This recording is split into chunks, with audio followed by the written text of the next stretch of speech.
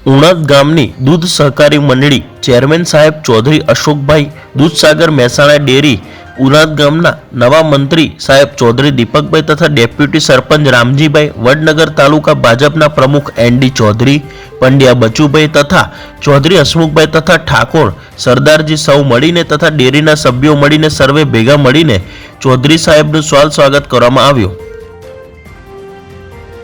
આજે તારીખ 8/9/2025 રોજ સવારે 10 વાગે કર્ણાવતી મહાનગરના રખિયાલ વિસ્તારમાં રસ્તા પર એક પશુનું કપાયેલું માથું વિકૃત હાલતમાં પડેલું હોવાથી માહિતી સૂત્રો પાસેથી મળી હતી। હિન્દુ સેનાના સૈનિકો અને બજરંગ દળના કાર્યકરો ઘટના સ્થળે પહોંચી ગયા હતા અને વિરોધ પ્રદર્શન કર્યું હતું। પરિસ્થિતિ કાબુ બહાર જતી જોઈને હિન્દુ સેના અને બજરંગ દળના ઉગ્ર વિરોધ બાદ પોલીસ ઘટના સ્થળ પર તૈનાત કરવામાં આવી હતી।